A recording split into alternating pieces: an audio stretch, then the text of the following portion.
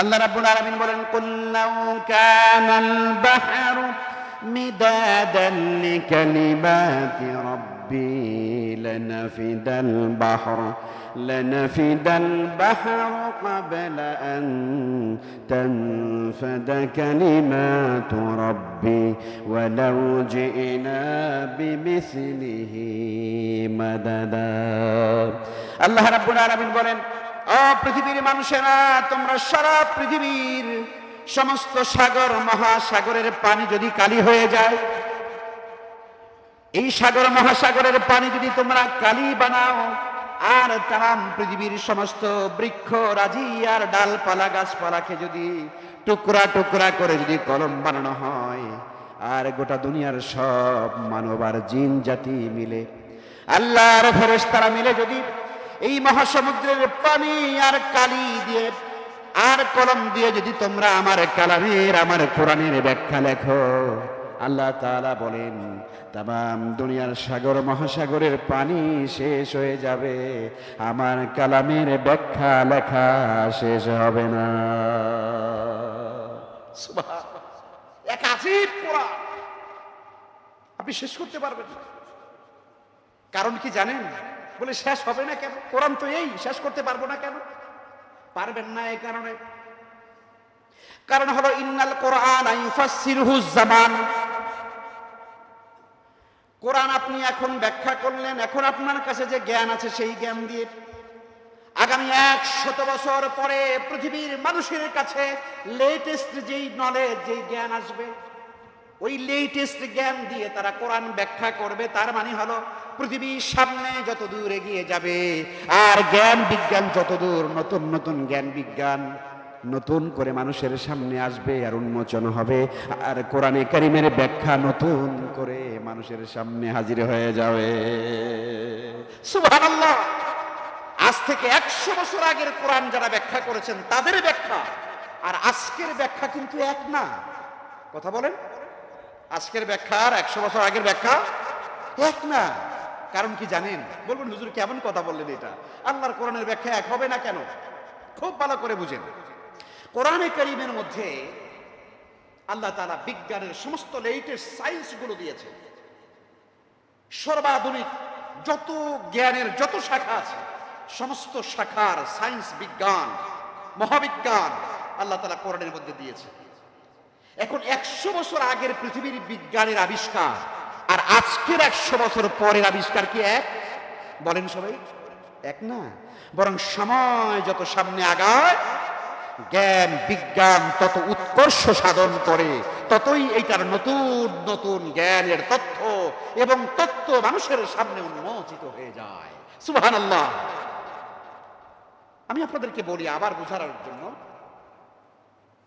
আজ থেকে বহু বছর আগে, 100-200 বছর আগে পৃথিবীর মহাকাশ বিজ্ঞানীরা তারা বলেছিল যে চন্দ্র, আপনার সূর্য স্থির হয়ে আছে, পৃথিবী সূর্যের চতুর্দিকে ঘোরে।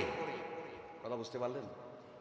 সূর্য এক জায়গায় স্থির আর পৃথিবীর চতুর্দিকে ঘোরে বলেই এই সূর্যের আলো পৃথিবীর চারদিকেই লাগে।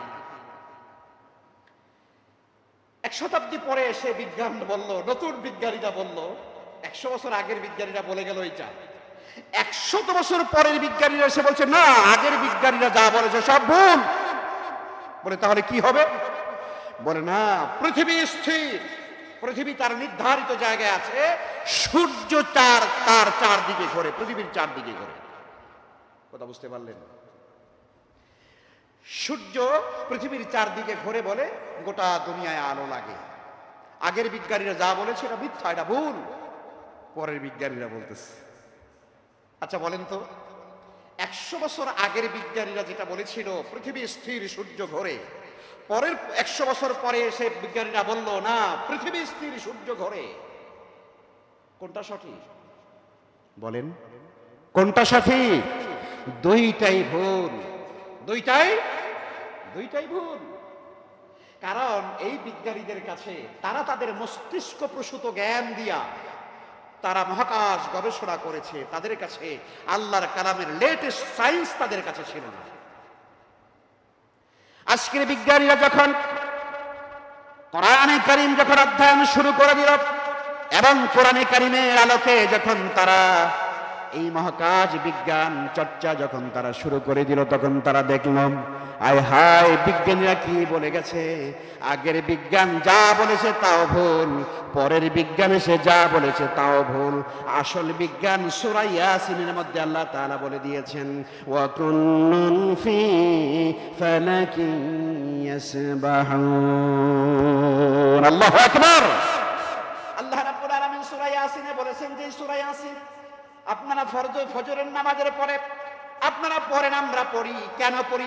1 হরফে 10 নেকি হবে ও আমার ভাই। 1 হরফে 10 নেকি কেন? লক্ষ নেকি হতে পারে যদি কোরআনটাকে বোঝার জন্য পড়েন, গবেষণা করার জন্য পড়েন, শুধু সওয়াবের আশায় যদি না পড়েন, 1 হরফে লক্ষ নেকি আল্লাহ তাআলা দিবেন। কিন্তু আমরা শুধু সওয়াবের জন্য পড়লাম। কিন্তু এই সূরা ইয়াসিনের মধ্যে সর্বাধুনিক বিজ্ঞান যে আল্লাহ তাআলা দিয়েছেন, সেই সম্পর্কে মুসলমানদের, বর্তমান যুগের মুসলমানদের কোনো খবর নাই। ঠিক না? আজ আমাদের কাছে কোনো খবর নাই। আল্লাহ কি বললেন? আল্লাহ বলেন ওয়াকুল্লুন ফি ফালাকি ইয়াসবাহুন। এই সৌরজগতের ভিতরে যা কিছু তোমরা দেখো, প্রত্যেকটা গ্রহ, উপগ্রহ, নক্ষত্রপুঞ্জ যা কিছু আছে, সবাই তাদের নিজ নিজ জায়গায় তারা ঘুরে বেড়াচ্ছে। জোরে বলেন না সুবহান। আর জোরে বলেন সুবহানাল্লাহ।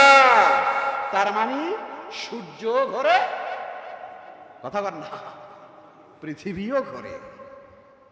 পৃথিবী তার নির্ধারিত আপনার কি বলে নির্ধারিত রুটে ঘুরে বেড়াচ্ছে। সূর্য তার নির্ধারিত কক্ষপথে ঘুরে বেড়ায়, চন্দ্র তার নির্ধারিত কক্ষপথে ঘুরে বেড়ায়।